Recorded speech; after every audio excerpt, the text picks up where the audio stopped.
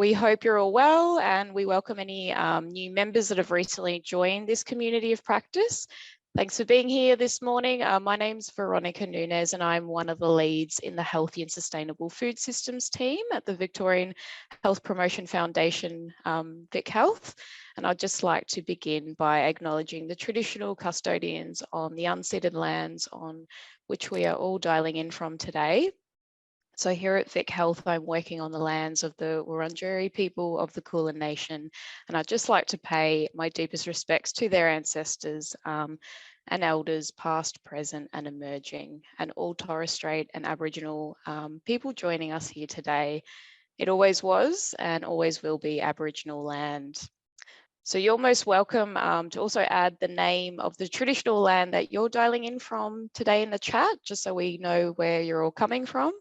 And extend that respect to your country.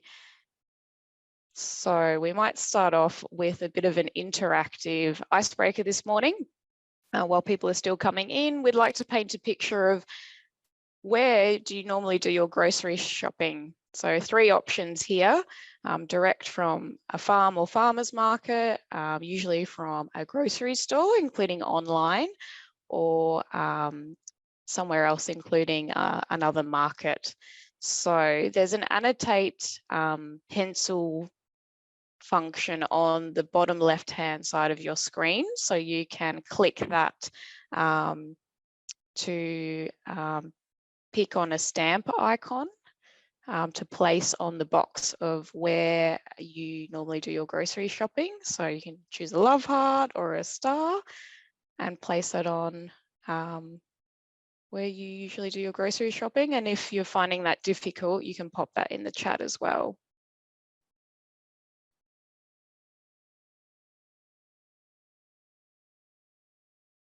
So you can see a mixture here, lots of supermarket shopping and online delivery. Yep, online delivery, a few from a farm or direct from a farmer's market. Got one person who shops at a market.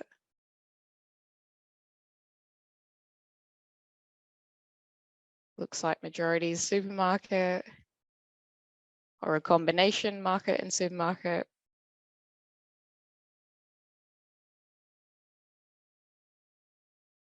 Excellent. We might just, oh, someone's on a tick as well. Great. So we might just take a screenshot of that and then we'll move on. But feel free to pop in the chat if you haven't had a chance to do that. Excellent. So we'll move on. Just some event etiquette. If you're new to the session today, I'm sure we're all well versed now, but just a reminder to please stay on mute if you're not presenting or speaking. Please give yourself an identifiable participant name or organisation. We do encourage you to ask questions throughout, and please use the chat function for any questions or comments, but you can ask questions anytime during the conversation rather than waiting till the Q&A, but there will be an opportunity to come off mute and ask those questions during those designated sessions. Please have your camera on if you're comfortable, and you can see that the session is also being recorded, so we'll circulate that if you've missed out and share the slides as well. So just a bit of a quick recap of the last quarter community practice that we had. In April, we had 4 fantastic presenters. We had Greg McGrath from Preventative Health Program Lead at Bupa, who presented a trolley nudge intervention that he led in collaboration with Lamana Fresh, which is an independent grocer in Essendon here in Melbourne. We also had Laura Duff, a public health nutritionist from La Trobe Community Health, who took us through their Healthy Supermarkets La Trobe Reach for the Stars intervention, which is implemented with the support of IGAs down in Moe, Morwell and Glenara. We had Mike Shaw, who is an assistant director in the Health Promotion Population Health Division at ACT Health, who presented their digital healthy supermarket intervention with a local IGA in Canberra. And lastly, we had Steph Kilpatrick, who was the Manager of Policy and Government Relations here at Vic Health. She's just left this week, but she presented a great overview of FSANZ and its influence on supermarkets. So if you missed out on those presentations, they are available online to rewatch. So I recommend jumping on there and having a look. But what to expect today? Here's an overview of what to expect. So we are going to start with a presentation from Gary Sachs, who's a Professor of Public Health Policy at Deakin, and some time for Q&A, followed by a presentation from Stevie Ring, who is General Manager Health and Nutrition at Woolworths Group. Some time for Q&A as well. We'll have some time to digest and reflect on the presentations in an interactive breakout room session. We'll then hear from a community update from Carmen, PhD candidate at Deakin University, and then we'll close up the meeting. So just before we get into our presentations for today, which we're all excited to hear from our presenters, this week you may have heard of the release of Vic Health's new 10-year strategy, so 2023 to 2033, around shaping systems together for a healthier, fairer Victoria, a place where everyone benefits from good health and has the opportunity to thrive. So we know the places that we are born, that we grow in, that we work and we live and play can have a huge impact on our health, from the food we access to how we move our bodies and the market forces driving our decisions. So today's public health challenges are complex and will impact lives across generations. So this 10-year strategy puts it all together, creating a framework for transformative change, focusing on the reshaping three main systems: neighbourhood and built systems, commercial and economic systems, and the food systems. And through three strategic lenses: climate and health, community-led and informed, and intergenerational wellbeing, we'll be working to achieve this. So Julian will add a link to the strategy in the chat, but yeah, we invite you to explore this strategy at your own pace, and you can find more information on our website. Okay, so as mentioned, we've got three fantastic speakers that we're lucky enough to have join us this morning. We've got Gary Sachs, Stevie Ring, and Carmen Vargas. So I'll now pass over to Eloise, who will introduce our first presenter today. Thank you very much. Thanks, Eloise. Hello, everyone. My name is Eloise Hickleton. I'm also a lead in the Healthy and Sustainable Food Systems team alongside Veronica and Julian. I'm really pleased to now introduce you to our first presentation today from Professor Gary Sachs. Gary Sachs is a Professor of Public Health Policy and Co-Director of the Global Centre for Preventative Health and Nutrition, otherwise known as GLOBE, at Deakin University. Gary's research focuses on policies for improving population diets and preventing obesity, including evaluation of government and corporate policies for improving the healthiness of the food supply. Gary has co-authored several international reports on nutrition and health, including as lead author of the recently launched UNICEF Guidance Framework to support healthier food retail environments, which he'll be taking us through today. Just a reminder that we will have time for Q&A afterwards, so please pop any questions you have for Gary in the chat. Welcome, Gary. You're all good with your slides, ready to go? Yep, thanks, Eloise, and thanks to Vic Health for the opportunity to talk about this today. And so I've got about 15 minutes for my presentation, and then I think we've got 15 minutes for questions. There is quite a lot in the report, so I'll be going over some of it pretty quickly, but hopefully there's time to get to specific things in the Q&A.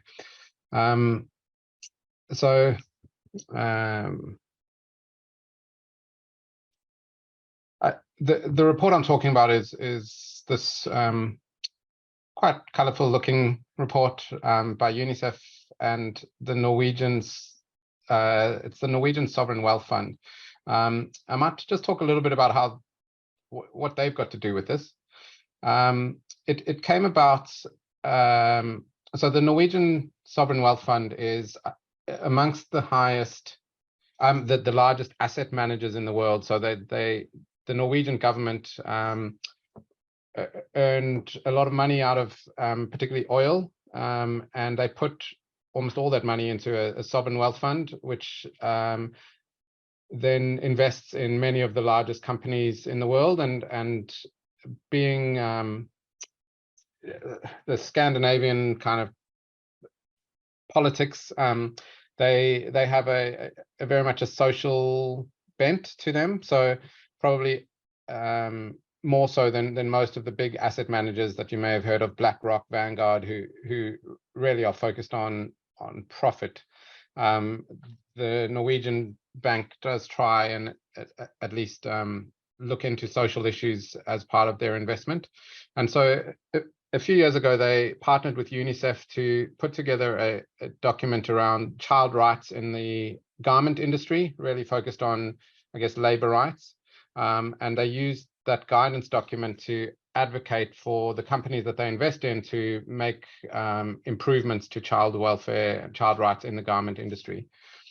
And they were very happy with that, and they got a lot of engagement with boards of directors and CEOs working in that industry. And so they then set their targets on supermarkets as their second port of call. And so again, they partnered with UNICEF, and our team at Deakin were brought in for, I guess, technical expertise around what it is to have a healthy supermarket. And from really, this is the first time that one of the UN organizations was taking on the challenge of what is a healthy supermarket and what does that mean. The Norwegians were keen to get a lot of input throughout the process of developing this tool from supermarkets globally. So they put together a network of about 10 or 12 global retailers, all ones that they own shares in. So Woolworths was one of those 10, and so the Norwegian Sovereign Wealth Fund invests in Woolworths. They have a fairly sizable stake in it, as they do in most of the largest retailers globally.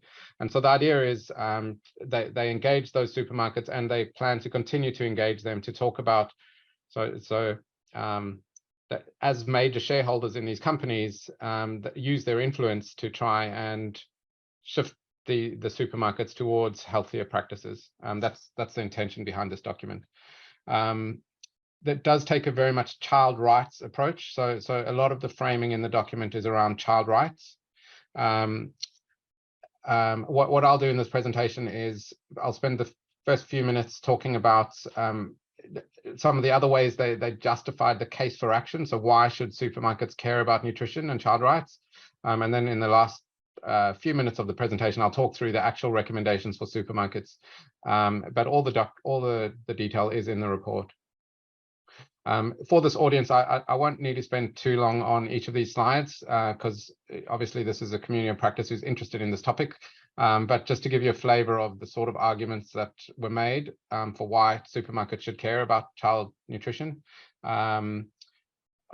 I guess this is pretty obvious that supermarkets are the main source of food for most people, particularly in high-income countries, and therefore there's a big opportunity for them to encourage healthy eating and better health. This picture people may have seen before. It's really just demonstrating that food retailers are the gatekeepers to the food supply and have a lot of control over what food retail environments, how they look. We made the case that consumers are increasingly expecting supermarkets to behave in responsible ways. They want brands that share their values, and they hold companies responsible for sustainability issues. Governments also increasingly focused on nutrition. So, I mean, we know about sugar taxes in more than 50 countries, a lot of focus on front of pack labeling.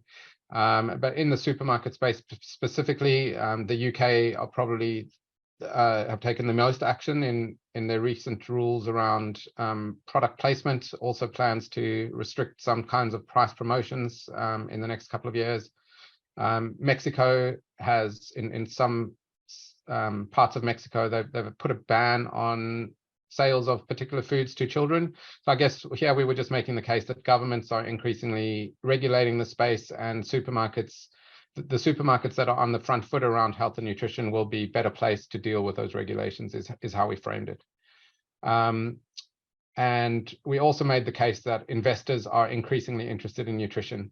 And this wasn't the case 5 years ago. It's really a new trend. We saw on the left of that screen are several ethical investors who have taken action on nutrition, screening companies based on their product portfolio. In the UK, Tesco got put under a lot of pressure from their shareholders to take action on healthy food, and that contributed to Tesco making some pretty strong commitments around health. And so we made the case that that's going to be increasingly the case. Vic Health had organized a youth consultation, and UNICEF had that in several regions, where we heard from the youth saying they want change. And so I guess from a UNICEF child rights, that angle is really important to hear from the consumers themselves. Also, much more focus from the civil society on holding supermarkets to account for nutrition. The Access to Nutrition Initiative rated the UK supermarkets, I think it was last year, and you can see, even though the supermarkets in the UK are probably doing more than other countries, they still, the best supermarkets still only getting sort of 5 out of 10 on nutrition. We did a similar rating exercise in 2018. So those are 2018 figures. I think the scores will have improved since then. But I guess the point is, more and more initiatives holding supermarkets to account on this, and therefore supermarkets, if they want to improve in these rankings, need to take more action. We also made the case that marketing to kids, there's increasing attention on marketing of junk food to kids, and supermarkets play a key role there. The WHO recently just released some really strong reports making the case for mandatory government action on marketing to kids. I've just put some Australian data here, just kind of highlighting a study we did a few years ago looked at the catalogs, the weekly catalogs, and showed that over 40% of the items advertised in catalogs back in 2017 were unhealthy. And we also did a study comparing that to other countries. Australia comes out sort of in the middle of those countries we looked at. But so supermarkets across the world are heavily promoting junk food as part of their weekly catalogs. Just here's some data on price promotions, showing, again, this was from 2019, that price promotions, the level of discount on price promotions is much higher on junk food than healthy food. And that has a big influence on what people buy. We looked at checkouts in 2019, just showing that there's a high prevalence of unhealthy food at checkouts in Australia. Those are very often price discounted. And it's a similar story at end of aisles. And Stevie's no doubt going to talk about Woolworths' latest commitments in this area. So I guess it will be good to hear from Stevie on that. Just on the marketing to kids, a range of techniques that supermarkets use to market things to kids, including on product packaging, those collectibles. And so all of that made the case for why we need a guidance framework on what supermarkets should do around health. And so our recommendations in this report are divided into 4 categories, which I'll briefly talk through. So corporate strategy, we made the case that nutrition should feature as part of the corporate strategy. And then there's several recommendations around product development and labeling, product availability and placement, and the way those products are promoted. Throughout each of those, we made recommendations on actions to take, as well as the way the actions should be reported against, which particularly for investors, I think is a really key focus on. We know companies report extensively on their financial performance, and investors are increasingly making the case that there needs to be a similar level of reporting on social issues, and so a big push to be transparent and accountable around that reporting. So what I'll do very quickly, I've already used up most of my time, so I'm just going to flash over this, but we can pick up particular issues in the Q&A. So around corporate strategy, the recommendation is for nutrition to be integrated as part of the corporate strategy, as a core part of doing business, not just a thing on the side, with smart goals around that. Tesco did make a commitment to have 65% of their sales to be healthy food, and Woolworths have made a similar style of commitment to improve the healthiness of their overall sales, which is the kind of commitments that this was calling for. And then, as I said, regular monitoring and reporting, and also supporting government regulation in the space, rather than lobbying against government measures that are designed to improve public health. Also a call for the definition of healthy food to be based on government definitions, and again, Woolworths have done that in the way that they talk about health, and so has various other supermarkets globally. So that's highlighted as best practice. I've just flashed up some reporting just to show you how companies do report on this, but more detail of that is in the report. In the area of product development, reformulation of own brand products, and development of new product lines that are healthy and also less processed.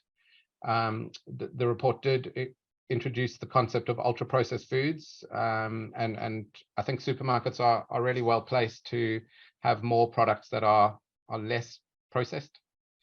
On nutrition information, in the Australian context, the recommendation is to adopt the Health Star rating, which all of the major chains have done, and also include summary information on shelf tags, or at point of sale, and again, Woolworths are moving in that direction. Also, there's recommendations around working with suppliers for them to also reformulate and to adopt nutrition labeling, which again, I think Stevie will talk to this, what Woolworths are doing in the space. Sorry, Stevie, if I'm stealing your thunder. In product availability, the recommendation is to reduce the promotion of unhealthy foods at checkouts, end of aisle displays, prominent displays, and importantly, report on that. And the other recommendations in this area are to make sure that the healthier products are equitably distributed, including by geographic area, and considering things like rural versus metro. Promotion, there's several recommendations around price promotions to incentivize healthier food, restrict promotion of less healthy food, avoid promotional techniques that appeal to children. Interestingly, when that network of retailers that we had as part of developing this report, almost all the retailers spent almost all of their time talking about what they're doing to assist consumers in their selection of healthy products. So several of the global supermarkets have some pretty fancy apps around communicating to individual families or about what they're buying and how healthy it is. A lot of education materials, and I guess there is a place for that, but hopefully this report helps to show that, well, that's maybe kind of 1 out of 30 recommendations to work in that area. So we really want structural change within supermarkets rather than a focus purely on education materials. Interestingly, also, very few of those supermarket apps or education materials are evaluated for their impact on consumers. And so part of this report also encourages supermarkets to evaluate what they're doing and really report on whether it is having an impact. So this is my last slide, and then I'll open up for questions. The report concluded by highlighting the crucial role that food retailers can play, and highlighted the actions they can take. Also, so the idea is that UNICEF and the Norwegian Sovereign Wealth Fund will use this in their engagement with supermarkets, and also it is obviously a tool that we all can use to look at and advocate for change from supermarkets globally, and so hopefully it gets well used.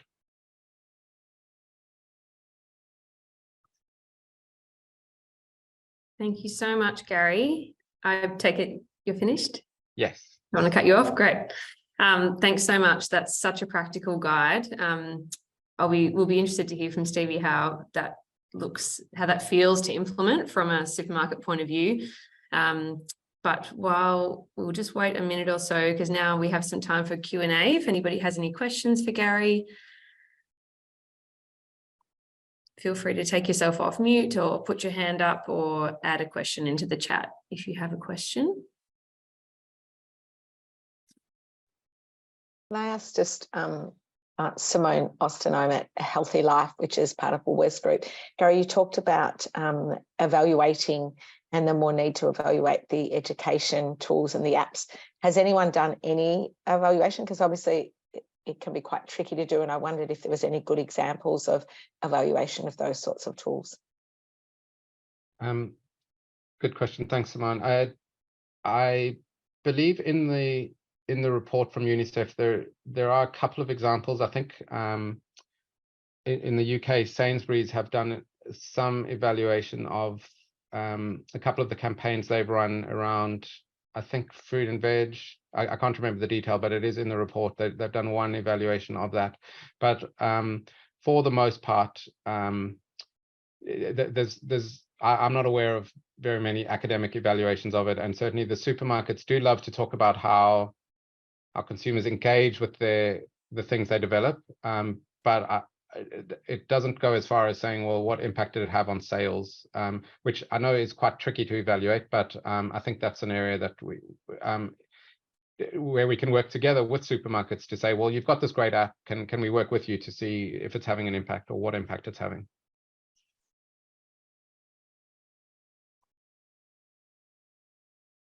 Thanks, Simone. Anybody else, feel free to also take yourself off mute or write in the chat. While we wait for another question, I just wanted to ask, based on, that's a broad range of recommendations, and there's obviously different jurisdictions that are implementing different recommendations really well. Do you know of any examples where countries or individual supermarket chains are implementing a range of those recommendations well, and sort of the best practice that exists at the moment? I think the biggest action is coming from the UK. And so if you look at particularly Sainsbury's and Tesco, they do have a range of strategies in place, and they report really well on it. And so, yeah, I think we can look to those UK examples. But even there, the focus tends to be on mostly around increased promotion of healthy foods. Very comparatively little action on cutting down the promotion of unhealthy foods. And so I think when we think about a comprehensive strategy, most supermarkets like to promote things, not, it's obviously the commercial drivers, but I think that more, I don't have good examples of supermarkets that are comprehensively limiting junk food. Yeah, thank you. We have Claire who has her hand up for a question. Thanks, Claire. Yes, thanks, Eloise. Thanks for your presentation, Gary. I'm really interested, have you got specific recommendations for governments to implement? Because I know the report's really comprehensive and it talks about some things that supermarkets can do and health promoters can do, but is there sort of an action that governments can consider right now? Yeah, thanks, Claire. And the report it is very clear that the most effective action in the space is likely to come from government when it has regulations that create a level playing field for all supermarkets.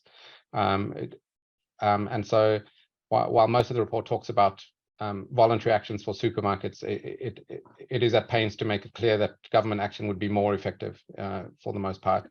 And I think the UK regulations provide a good example of what we'd call on other governments to do. And so that's rules around checkouts and end of aisle displays and price promotions. So if we could, I think the evidence shows that those parts of the store make a really big difference on what people buy. And so getting rid of junk food from checkouts, getting rid of junk food from end of aisle displays, and stopping the price promotions on junk food.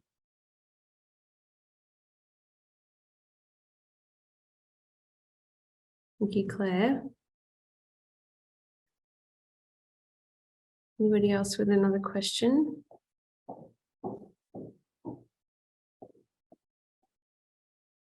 Also wondering about the role of local people working in health promotion or local government or sort of on the ground, and what role they might be able to play with their local supermarkets. Do you have any recommendations on what's sort of the best action that they can take to be encouraging supermarkets or advocating for some of these recommendations to be implemented?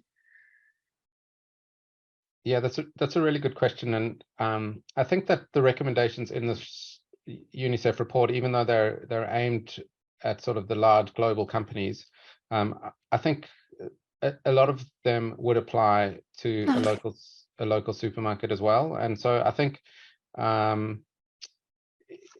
it maybe if people are working within their local community could.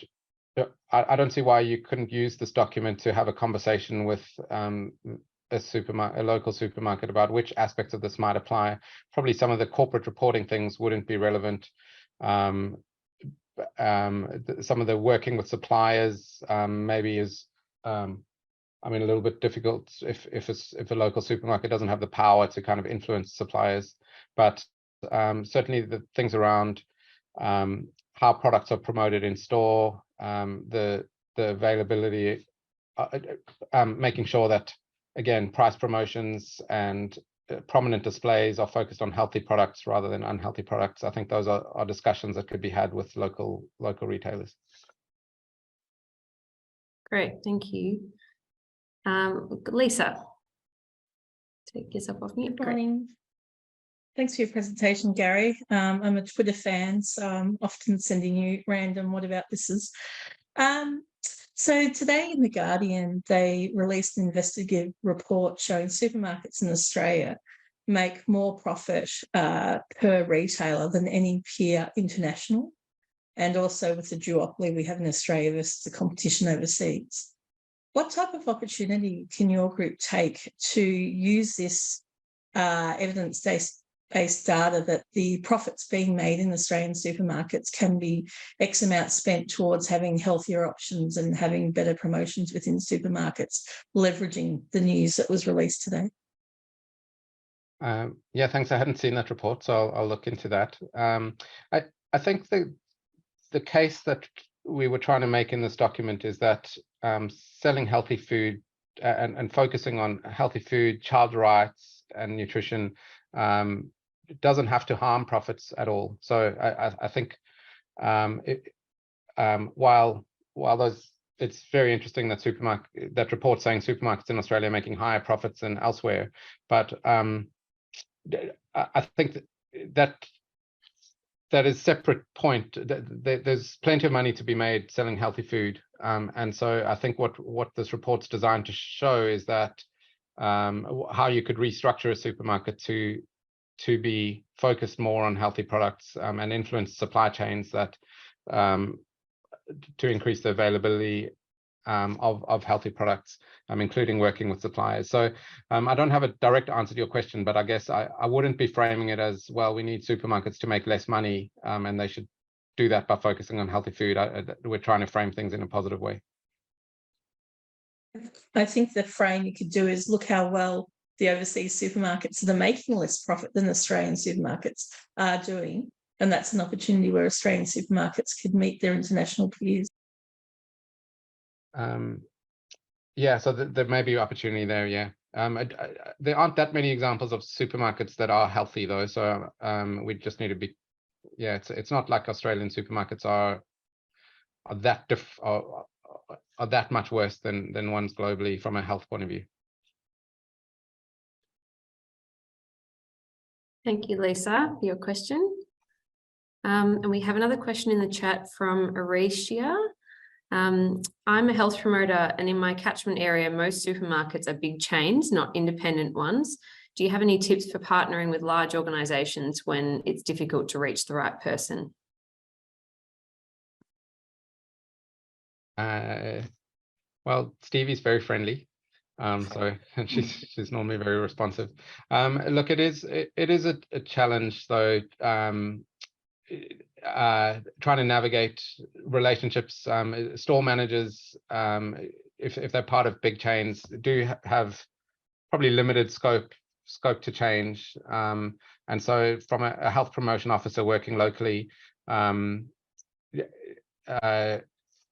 yeah, relationships with, say, individual store managers is unlikely to lead to big changes because they're constrained by what the head office is saying. But I think certainly I've been able to work with both Coles and Woolworths on certain things over time, as well as IGA. There's several people in this room have done projects with IGA.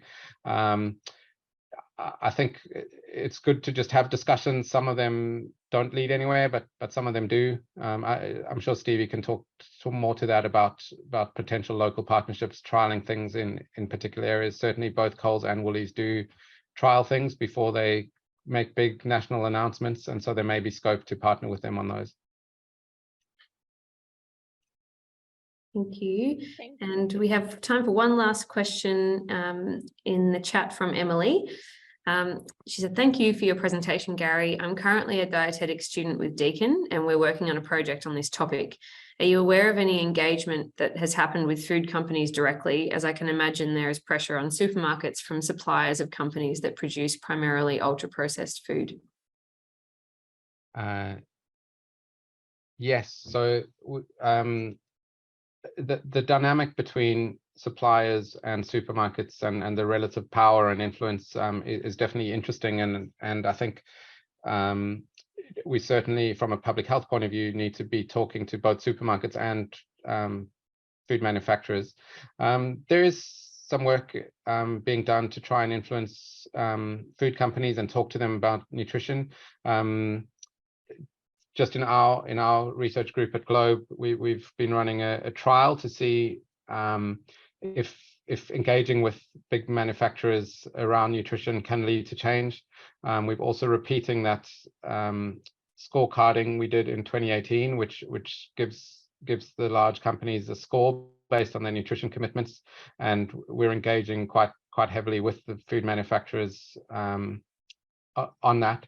So there is some work going on, and definitely while supermarkets do have a lot of influence over food manufacturers in some areas, in other parts it's the food manufacturers driving the way. So I think it's a complex dynamic, and we need to be tackling it from all sides.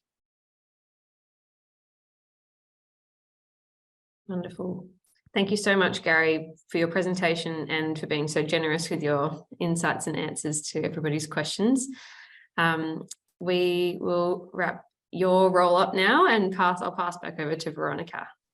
Thanks very much. Thanks, Eloise. And yes, thank you, Gary, for a wonderful presentation and providing the evidence and a guiding framework to support healthier food retail environments, which I hope you'll all find really useful in your own communities of work. And following on from being taken through this framework, we'll now hear about, I guess, a practical application in the retail space. So I'm really pleased to now introduce you to Stevie Ring, who is the General Manager of Health and Nutrition at the Woolworths Group. Stevie will provide us with some insights into what the Woolworths Group is doing to improve healthiness of store retail environments, This is your time to get an insight from a supermarket representative, and I encourage you to pop any questions you have for Stevie in the chat. So Stevie is a registered public health nutritionist and a board certified lifestyle medicine practitioner.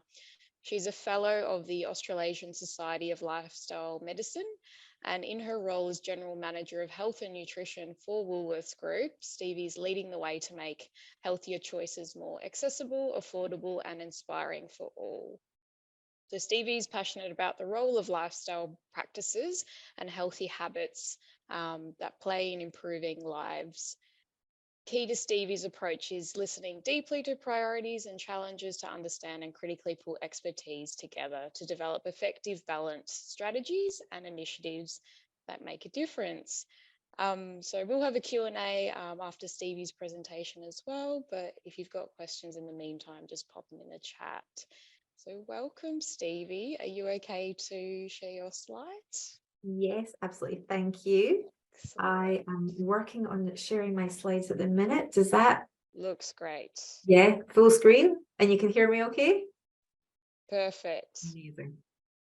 Amazing. So yes, let me just go back to oh no, sorry, give me 1 second. I'm having troubles. I can't see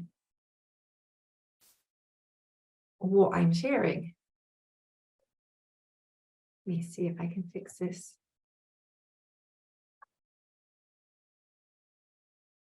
So, right, okay, assuming I can't see what I'm sharing, so can I check with you? Am I on the title page? Yes, you are, Stevie. Yeah. Perfect, thank you, thanks. And hello, Simone. So thanks so much, firstly, for the time and having me along to the session today. And I really love to share a little bit around what we're doing on Woolworths Group and have a conversation with you today.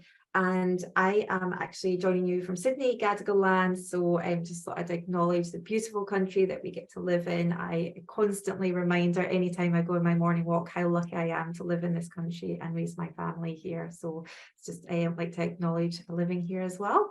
And also just call out that we have recently launched our Reconciliation Action Plan. So if anyone is interested in what we're doing in terms of our Reconciliation Action Plan work, I will share the link after the session as well, because there's some beautiful messages in there and very much representative of the amazing artwork that's on the screen at the minute. That's Braveheart for a Better Tomorrow, and it's by David Williams, which was recently launched when we launched our RAP report as well. So I'm here today to talk to you a little bit around our health goals and initiatives at Woolworths. And I just thought I might start with where we are. Now, of course, I know in this forum, there's no need for me to sit and talk about the public health statistics. We know that it's a concerning space for us and it absolutely is a priority for us to work on. What I thought I'd just bring to the offering is some of the insights from our customers.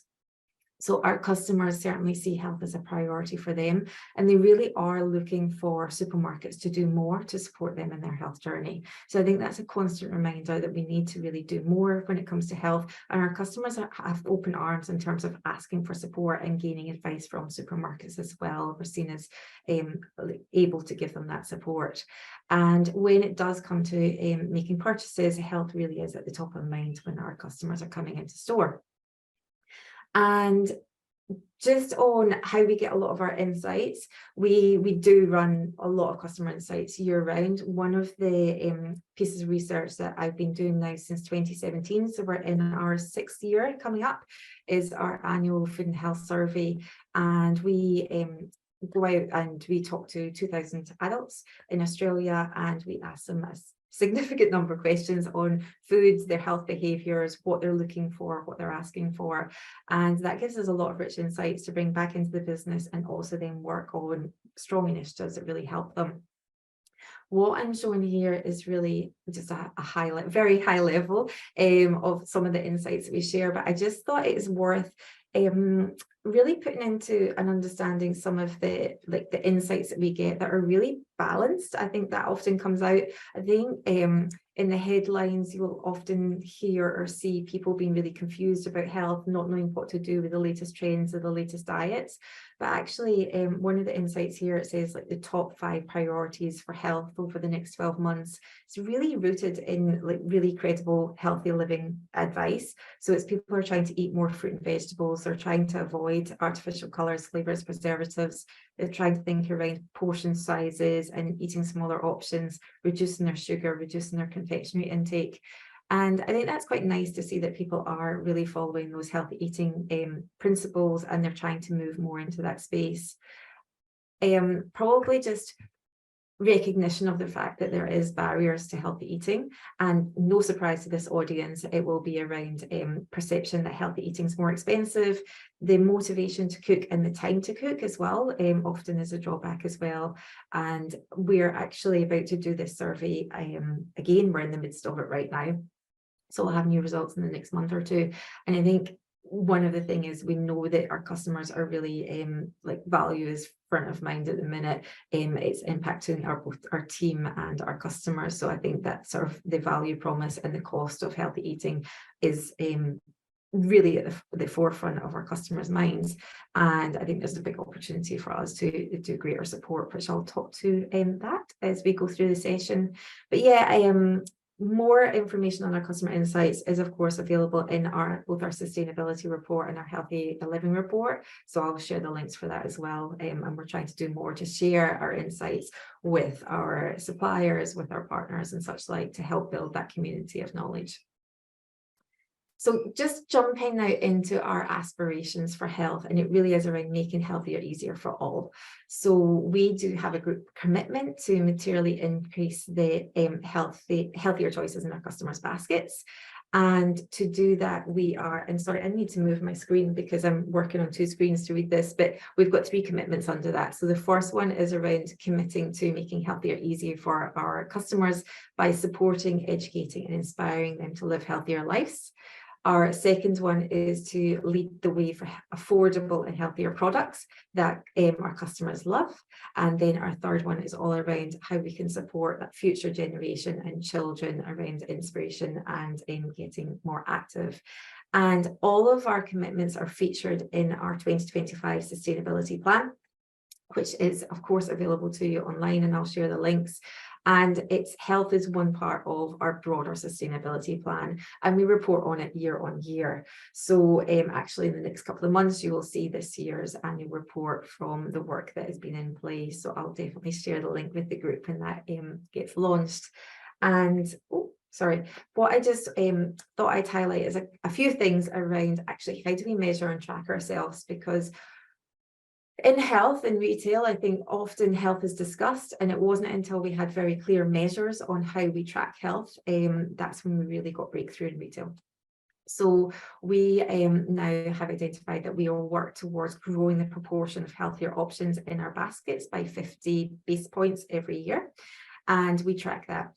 And in order to track that, we've established a baseline. And in order to establish a baseline, we had to do a number of things. We needed to define what healthier foods was. So we now we use the health star rating. We align to a threshold of products that are 3.5 stars and above are healthier.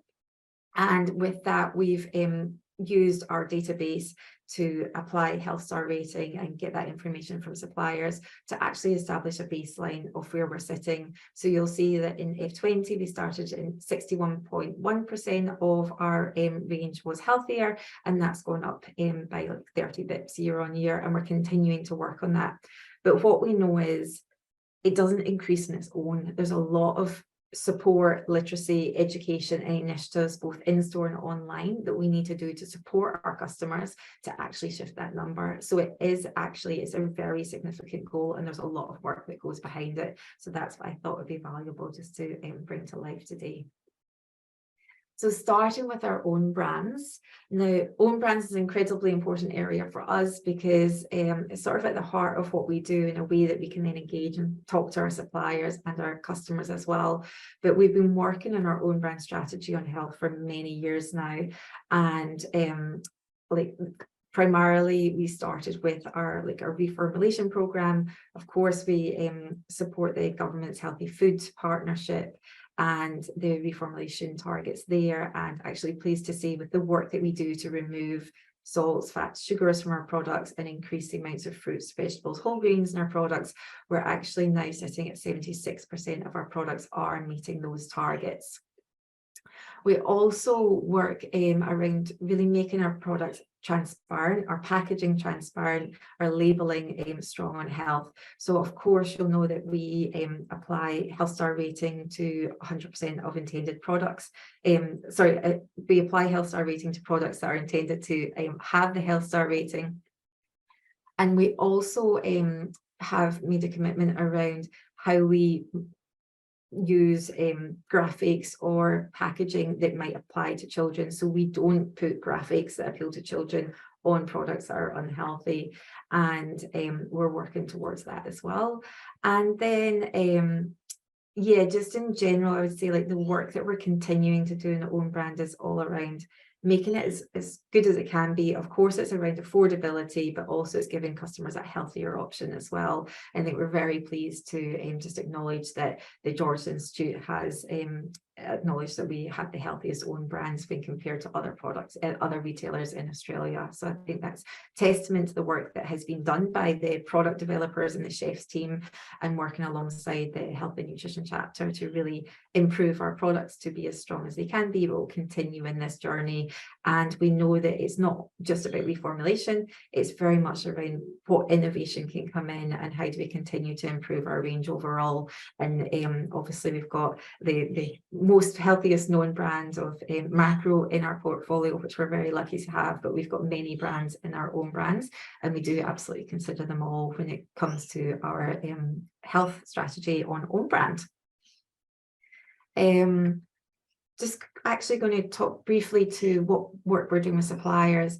And I think the work that we do with suppliers comes off the work that we've been able to do with own brands, because we've got quite a strong positioning now and quite a strong journey that's been experienced and established. We've started talking to our suppliers. So last year we developed our supplier council. So I was going to go in to talk to our priority areas. So we've got 3 priority areas that we're working to. The first one being around informing our customers around Health Star. So working to having more Health Stars on pack and online. The second area is around innovation of products. So both in the innovation of products that are 3.5 stars and above, but also reformulation of existing products to increase the healthiness of them. And the last area is around influence, and that's of course both like literacy and engagement and education, but we're really looking at the minute around our responsibility on portion sizing and how can we do a better alignment across the industry on that. So there's a lot of conversations in play, there's teams involved in it. And I think one of the big call outs is that we do have an amazing health and nutrition chapter at Woolworths made up of nutritionists and dietitians, but we absolutely don't work alone on health. The work that we do in own brand is very much with the product development team, the chefs team, the quality team. The work that we're doing suppliers is hand in hand with the commercial team. So we do have a supplier engagement team, and we work with our commercial merchandising managers on this work. And you'll see that I partnered with our director, Natalie Davis, to actually do health engagement videos as well out to our supplier base to really engage them on our health journey and what we're trying to do together. And we'll continue to work with a lot of communications going two-way to our suppliers, which I think is really important, because it's not just about us saying to our suppliers, what do we want to do in our health journey? It's actually many of our suppliers are very much have their own health journey, very much invested in science and technology and learning a lot of insights themselves. So how do we do this in collaboration so that ultimately we can move quicker for our customers and make greater impact on making healthier easier? I'll just try and move forward. Sorry, I'm having beautiful technical problems today. So I'm just going to jump into how we actually show up to our customers when it comes to talking about health. And I would hope that if you've ever been in a Woolworths store, if you've seen any of our media, you'll note that health is very strong activation across all of our channels. So whether you're in store, whether you're online, whether you're looking at our catalogues or magazines, health is a key priority message, and it is because our customers want to hear about healthier inspiration, healthier recipe ideas, or education and literacy, but they're also very much involved around give me healthier options on offer, or give me rewards for healthier options. So this is just bringing to life a little bit of an example of how we have talked to our customers, of course sharing our key messages, but then a big part will be is around how do we include healthier options in our prices dropped campaigns. It's very important, particularly this time around actually bringing those healthier options to the forefront for our customers at an affordable price point. And we're also then just really engaged around bringing it to life across our different activations as well. So yeah, I was just showcasing that, and hopefully you'll continue to see more of that as we continue in this space. And then in store as well, there's quite a lot happening in store at the minute on health. As I mentioned, health is included in our prices drop campaigns, and that's ongoing. But we've also moved to more recently, for the last year, we had been trialing healthier checkouts. And healthier checkouts for us meant that 80% of the range had to be 3.5 stars and above. We've, as we roll this out nationally, we're actually now moving to remove children's targeted products from checkouts as well. So that is things like the chocolate eggs with toys in it, the caramel koalas and such like, they'll come off the shelves.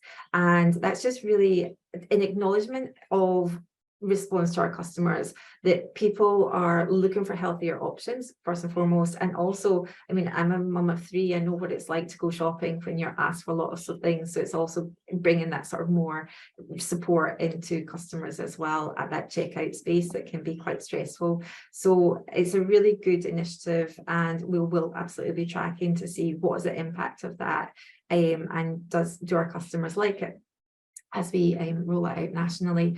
The other part of that is end aisles.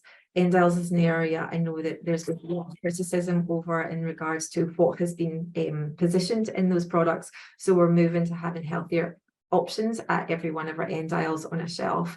So I think that'll be a really good transition for us as well. And I think we're the first retailer to sort of move in both of these areas. So there'll be a lot of learnings for us.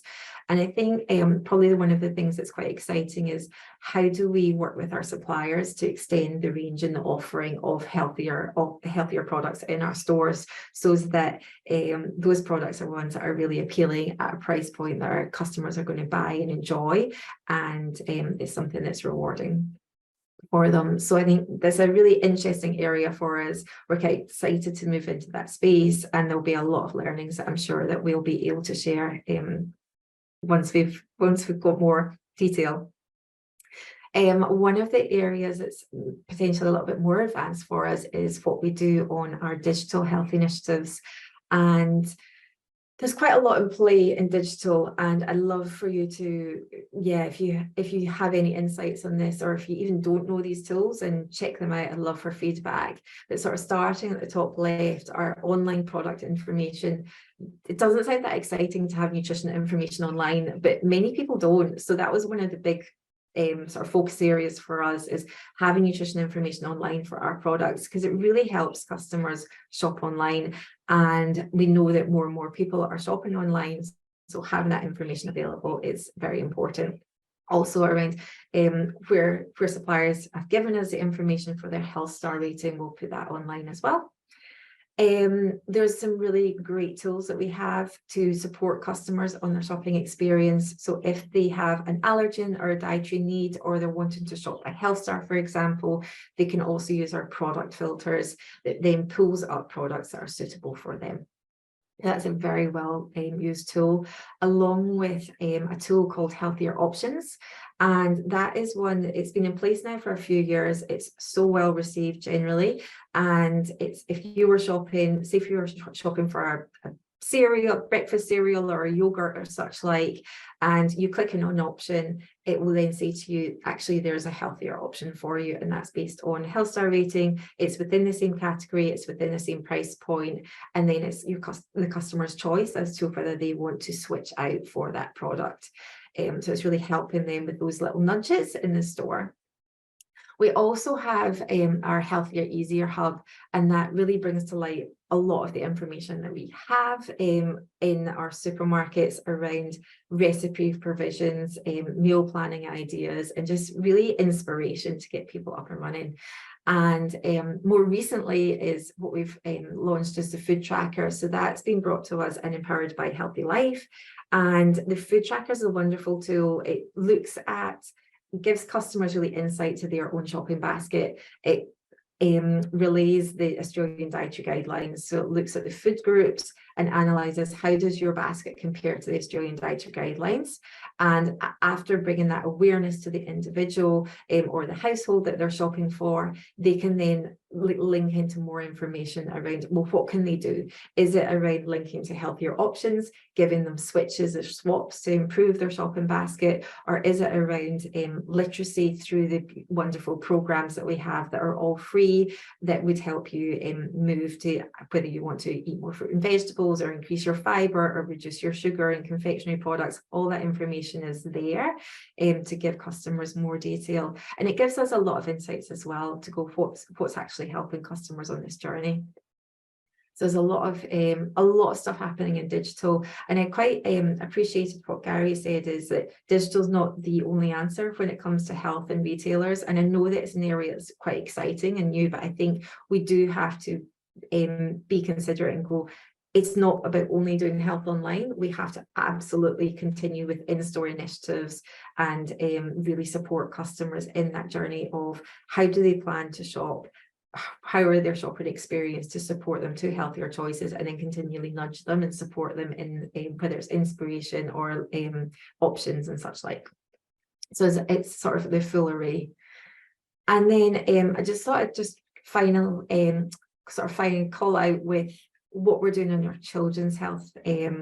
And children's health has been an important area for us for a long time at Woolworths, and it will continue to be so. It's one of our commitments, as I mentioned earlier. We are very much a big sponsor of grassroots sports. So if I think Cricket Australia, Netball Australia and so forth, to really get kids more moving and really support that sort of grassroots sports. We also, Free Fruit for Kids brought that in, and I think that's just such a wonderful initiative of twofold, getting children to eat more fruit, but then also just that joy of trying fruits that you might not have, or giving them children a snack to make your shopping experience easier as a parent. There's so many joyful things around Free Fruit for Kids. But we, since it's been developed, given away 160 million pieces of Free Fruit for Kids. And yeah, I think that's a great outcome.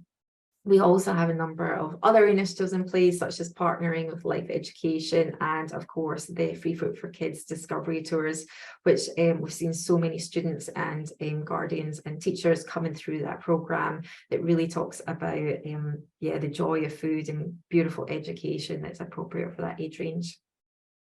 And we'll continue to look in this space, but I think that was kind of where I wanted to end out today. It's not everything that we do in health, but it gives you a little bit of a taster on the different areas that we're really focusing on.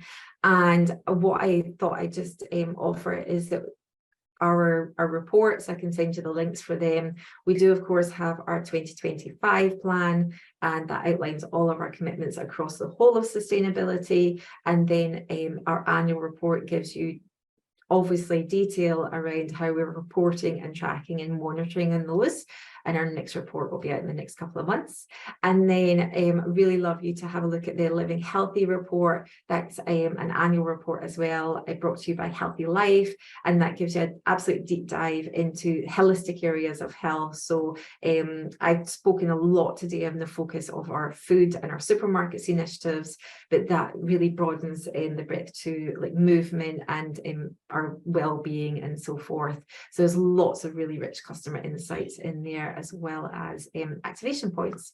So yeah, I'll maybe leave it there and take any questions, and thank you for your time.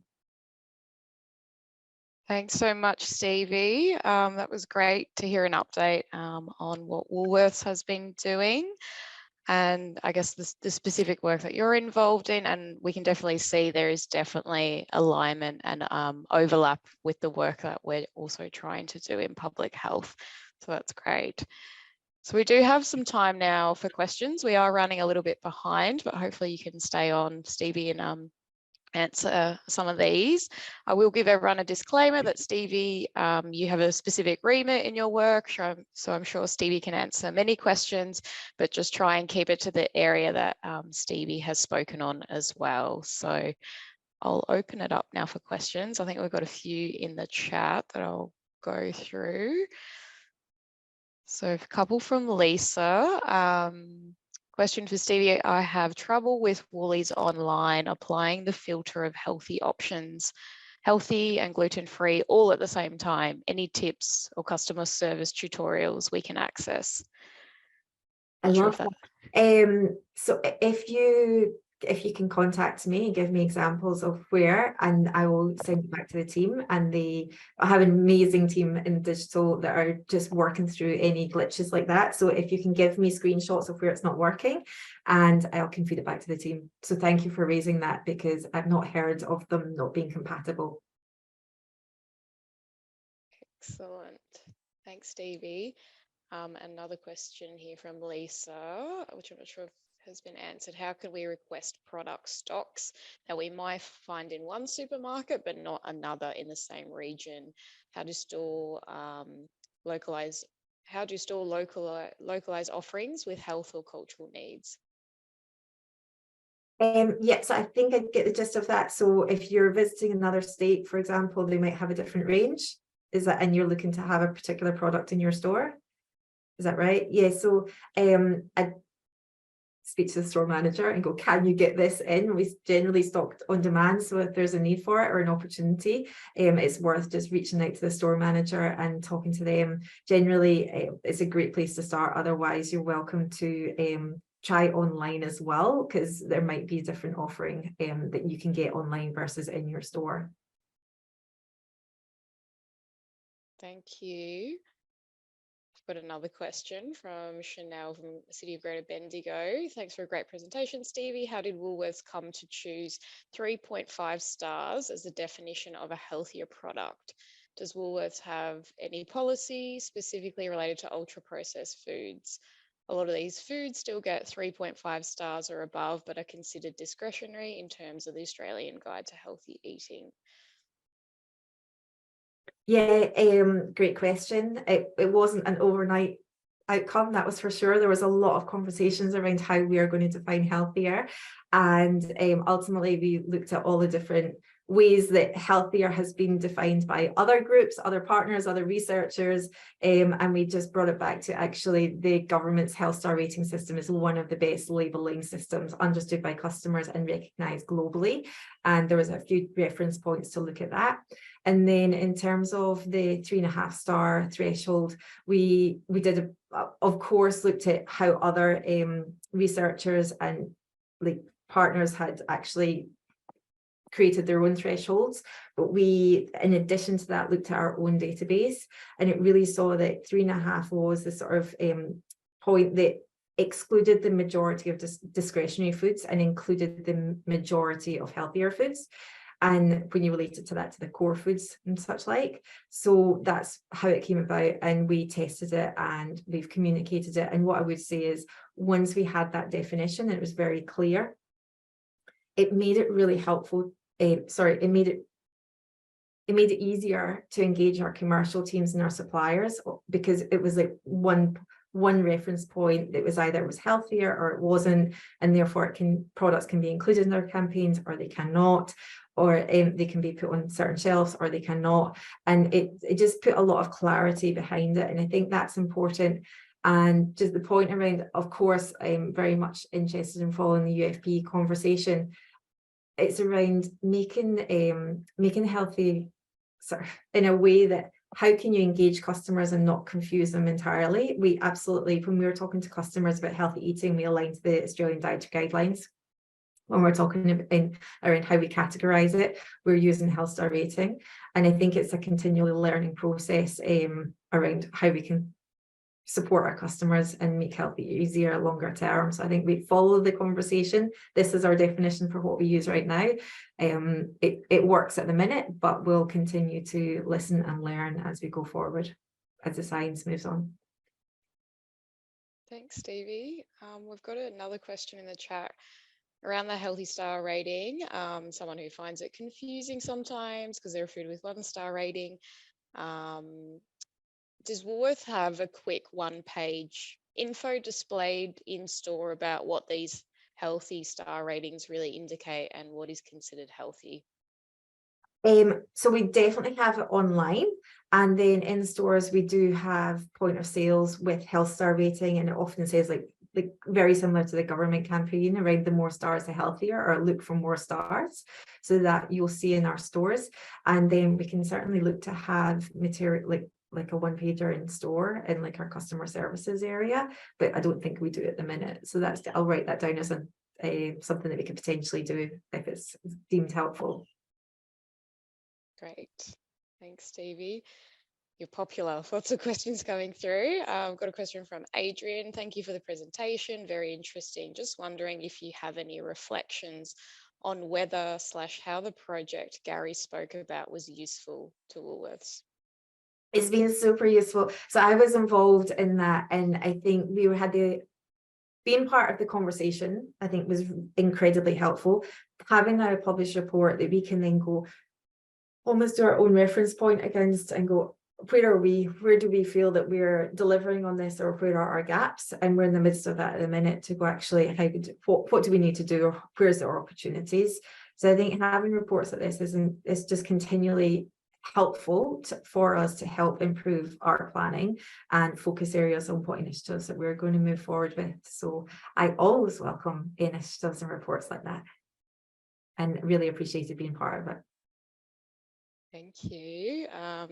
Question from Shirley. Thanks for the great presentation, Stevie. Did you receive pushback from manufacturers or suppliers when it came to discussing or encouraging product reformulation, and how did you bring them on the journey?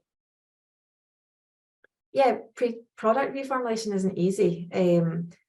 And a big thing is you can reformulate a product, but if it impacts the taste or the quality that much that people don't buy it, then it's a fail. So that's a really big focus for us. And when we're looking at reformulation, all of our products, when they're with our own brands, we put them through our customer sensory, and they absolutely have to pass customer sensory before we then put them on shelves. So there's the part around that. And then because we did that work with our own brands, now that we're starting in the last sort of few years, we've been talking to our suppliers, I think there's a general understanding that customers are looking for healthier options, and we can really back it up with customer insights, and we can back it up with some of the information or experiences that we've had in terms of product development ourselves. So I think it's always a conversation. You need to consider timings, what's on shelf, the competitive benchmark, the skills, the technical abilities of the supplier. But I think in collaboration and working together, the outcome is that generally everyone wants to do the right thing for customers. So it's just collaboration to get to that point. Thanks, Stevie. You're doing a great job answering all these questions. Another question here. Thanks for the presentation, Stevie. Under what circumstances might Woolworths replace placement of ultra-processed food and drinks on the front and end of aisles with promotion of staples such as rice, pasta, lentils, eggs, etc.? Yeah, I mean, absolutely. Who knows what will happen? I think we'll follow that. All those products are on offer. It's generally our end aisles are things that are in promotion and offer. So if they're on promotion and offer, like eggs or flour or rice, you'll see them on our end aisles. And I think there's an opportunity for us to continue to support those core foods to customers, but they are being bought, and they're the things that people will go into the main aisles for. Thank you. We've got the time for a few more questions. One from Laura Duff. Thanks, Stevie. Great to hear more about Woolies' commitment to making healthier easier. I've personally used Food Tracker and I recommend to contacts, and I'm a big netball fan too, so I love seeing Kath Cox in ads. Lots of thanks in the comments. And a question for Stevie from Lisa. How can we request product stocks? That's comment only. No. It was just a comment. You can jump over it. Do you want to jump in at all, Lisa, and say anything extra? No, just jump over that. That's a note for Stevie. Something to read before you leave, Stevie. Thank you. Lots of people also wanting to connect. Great presentation. Just with regards to the strategies you have discussed, was information taken from regional and rural settings?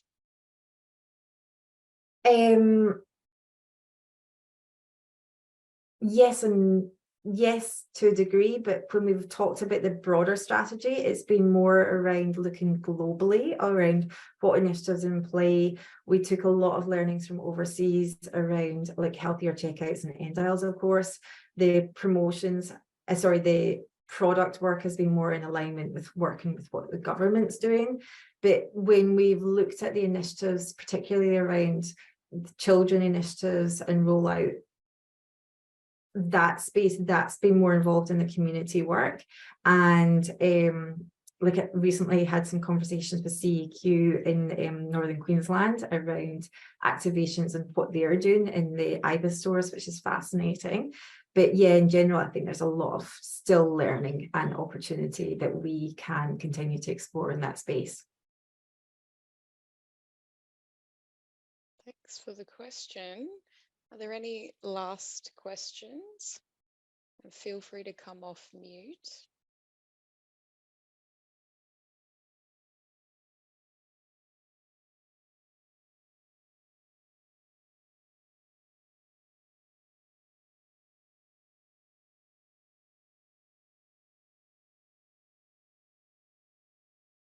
I'm really happy if anyone wants to connect after. But I also probably want to apologise. I'd love to stay for the whole session, but I do have to drop off for another meeting that I must attend. But if anyone does want to connect, I would very much welcome that.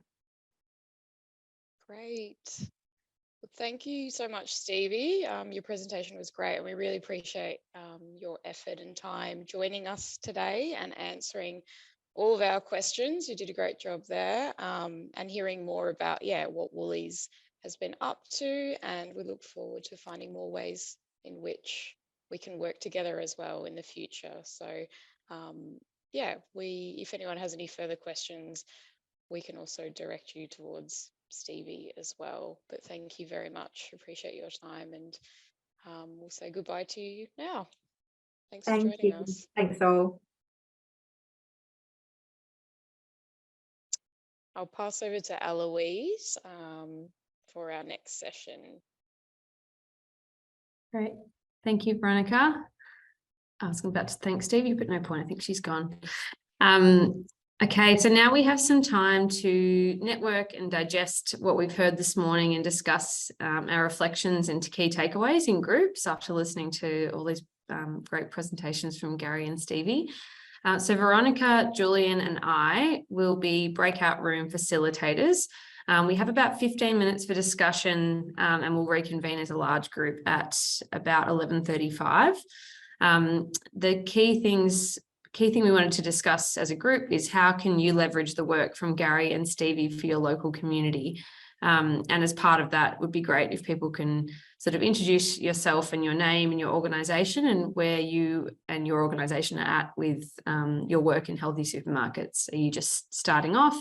Are you consulting with community? Are you engaging with stakeholders? Are you engaging with actual retailers or doing research?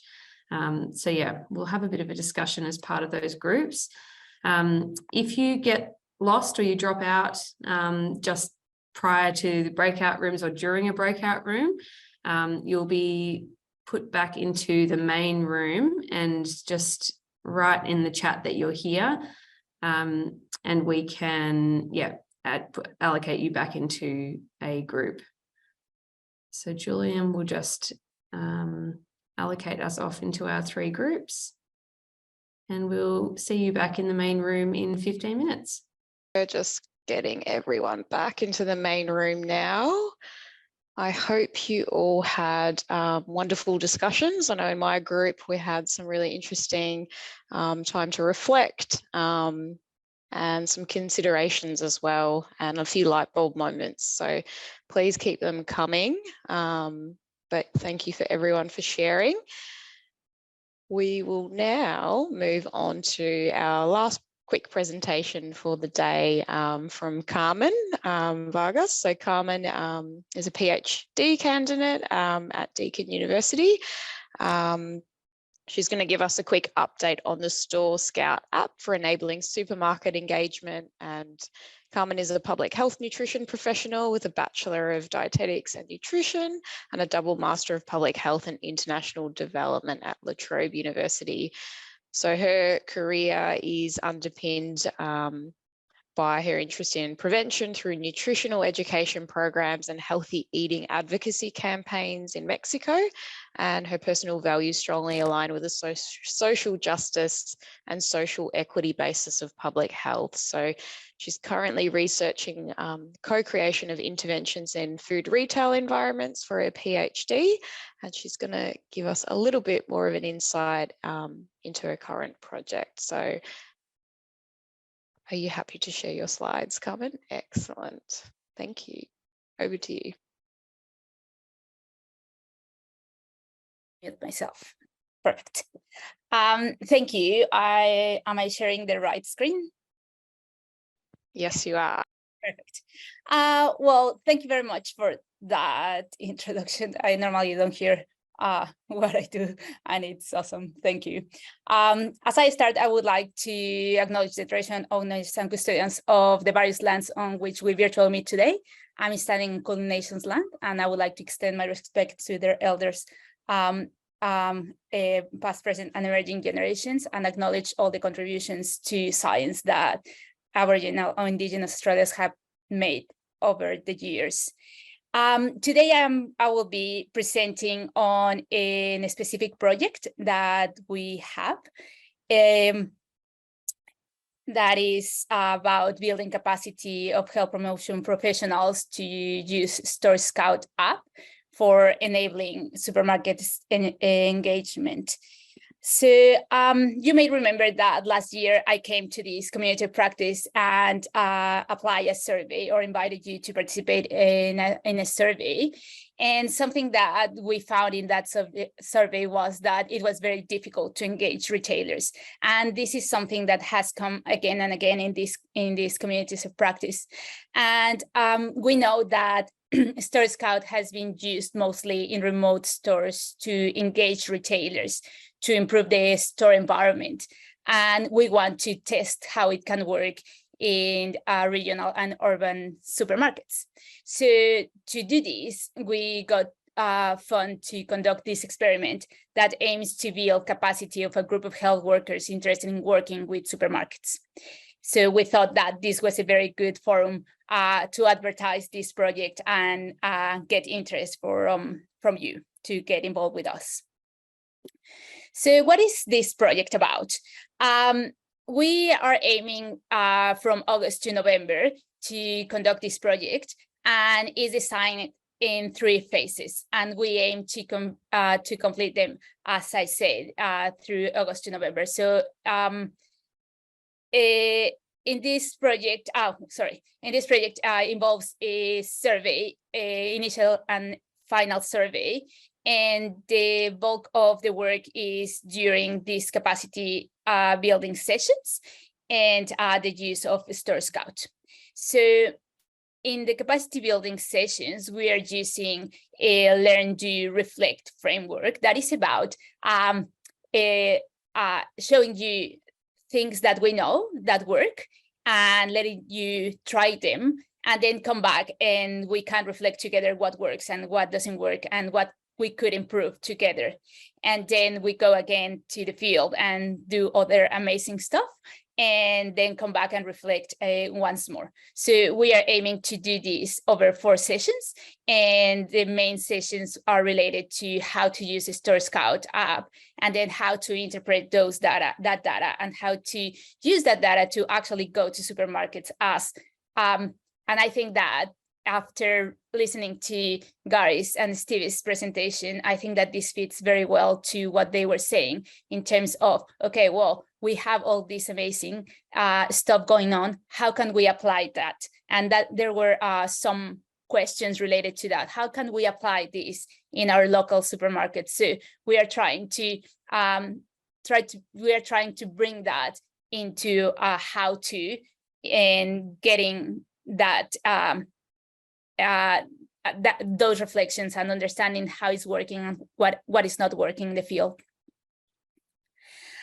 So just as a brief introduction, if you don't know about what StoreScout app is, this is a mobile app that facilitates the evaluation of a product, for example, availability or range of a product, the placement, visibility, accessibility, proximity, and also price in terms of price promotions, and promotions, that the way that promotions are displayed within the supermarket. And it is done across 7 categories of food products, and it gives an immediate score that goes from 0 to 100, where a higher score is more in line with best practices. So this is what the app does. And as I said before, StoreScout has been mostly used in remote food stores, but it's been tested in other contexts, such as small and large supermarkets, convenience stores, and petrol stations. And this testing has been in terms of how applicable it could be. So it is not just for remote stores. So how can you get involved in this great opportunity? So we're looking for people that are going to, or are willing to start conversations with supermarkets, or are willing to keep working with supermarkets, and want to plan mostly to work in urban and regional supermarkets, and have at least 12 weeks to do this work with us. What is involved, as I say, it is 2 surveys, one at the beginning, one at the end, and 4 2-hour capacity building sessions that will be for every fortnight. At least using StoreScout with 2 supermarkets, and at the end we have 5-minute survey for retailers to see if they are willing to engage with us through this app, and if this is the right process to do so. What is the benefit of this? You will be learning how to use StoreScout, and you will be able to use it over a year. We are going to assist you in our possibility to develop an action plan to work with supermarkets with the information that StoreScout is giving you. And if you're interested on getting involved with us, please contact me or Megan, that is also in the room today. Thank you very much. And if you have any question, please ask away.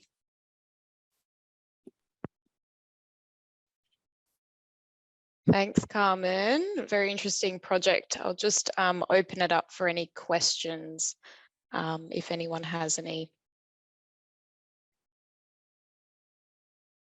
Hi, Carmen.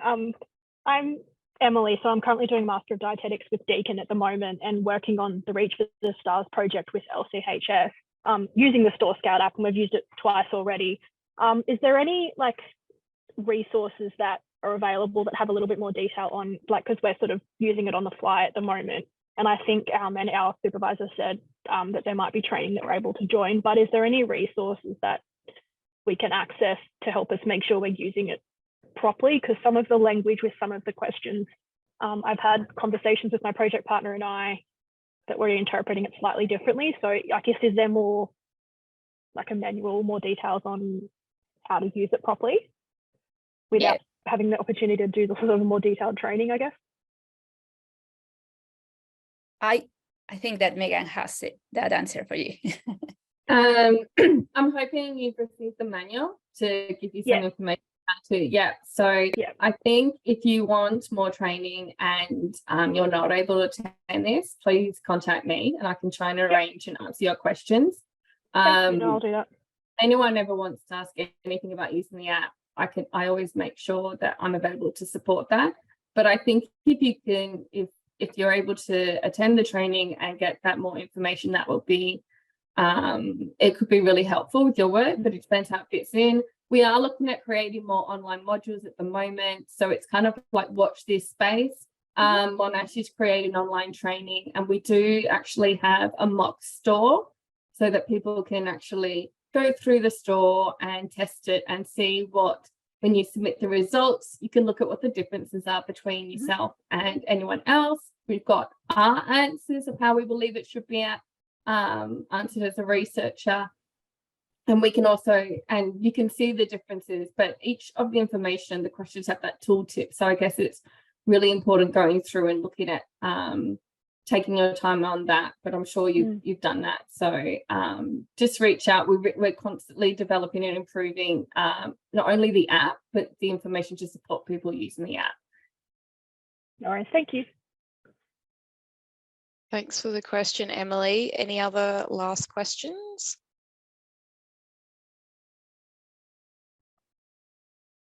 I was going to say, I just realised, Megan, actually, that I think I've just received an email from you from Laura already, so I'll keep going on that trail. And I realise that that's the same person in my inbox. No worries. It's always a good connection to make. Thank you very much for that presentation, Carmen. We will circulate Carmen and Megan's details. So if you do want to find out more or just digest that a little bit more in a follow-up, you can, and then get in touch separately. So thank you for that. We'll just pop up the slides again and just wrap up. So before we leave you, just a few reminders. Just an update to let you know that we're still working on the Healthy Supermarkets Community of Practice resource that we're aiming to develop as a practical resource to initially start a conversation with a retailer. So we'll aim to communicate that with you once it's at a stage to provide input. So we might tap a few of you on the shoulder for that as well, but hopefully we'll release that at the last COP of the year, which will be Thursday, the 19th of October. So we've sent around a Zoom invite for that. If you haven't received an invite, you can email us at healthyfoodsystems@vichealth.vic.gov.au. And if you would like to present a project update, a workshop, a problem, or just share a community update like Carmen just did, please get in touch with us, and we welcome interstate and international examples as well.